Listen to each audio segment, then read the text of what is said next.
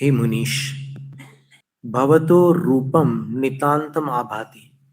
आपका जो रूप है वह अत्यंत शोभित होता है। कैसा है आपका रूप? अमलम, निर्विकार। आपकी छवि विकार रहित है। और कहाँ पर है आप? तो उच्चैर अशोक तरु संश्रितम, ऊंचे अशोक तरु के संश्रित अर्थात उसके नीचे विराजमान है। ऊंचे अशोक तरु में कुछ उसका माप वगैरह है क्या? अशोक तरु की कितनी ऊंचाई होगी? तो तिलोई पंडिती ग्रंथ में भगवान से द्वादश गुणित अशोक तरु की अवगाहना होती है। आदिनाथ भगवान 500 धनुष के थे, उनका अशोक तरु 6000 धनुष का था। तो उच्चैर अशोक तरु, इसका उच्चई का समाधान ये है कि 12 गुणे ऊंचे, अशोक तरु के नीचे विराजमान। और कैसा है आपका रूप? उन्मयूख। उन्मयूख, मयूख का अर्थ होता है किरण। तो उन्मयूख का अर्थ होता है उठ रही है किरणें जिसमें से, यानी भगवान की छवि ऐसी है कि उसमें से किरणें निकलती हैं। और अमलम का अर्थ बता ही दिया कि भगवान का रूप निर्विकार है। तो वह नितांतम आभाति, अत्यंत शोभित होता है। किसके समान शोभित होता है? तो एक प्रकृति का दृष्टांत लिया।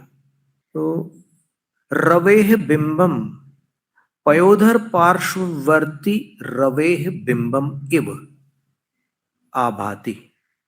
पयोधर का अर्थ होता है बादल।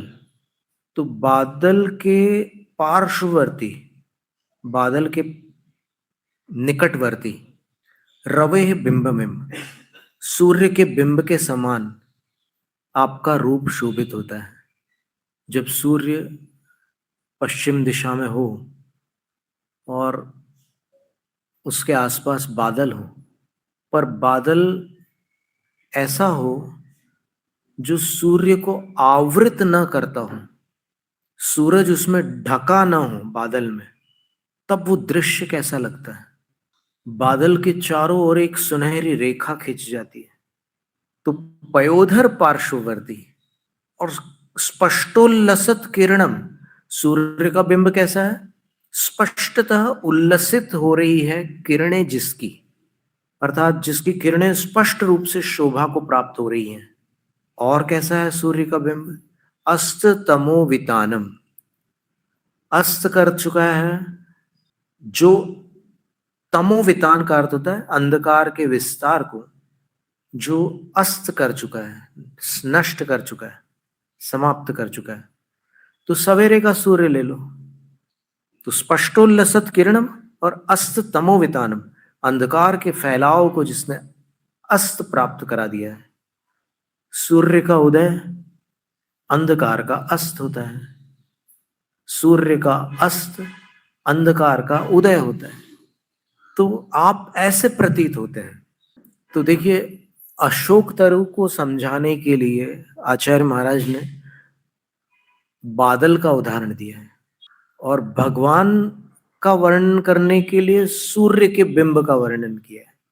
यानी यहाँ पर जो वर्णन है, उस वर्णन में अशोक तरु के नीचे विराजमान भगवान का रूप अत्यंत शोभित होता है। कैसा लगता है? तो बोलते हैं कि वो भगवान का जो बिंब है वो तो सूरज के समान लगता है, और ऊपर जो अशोक तरु है वो बादल के समान लगता है।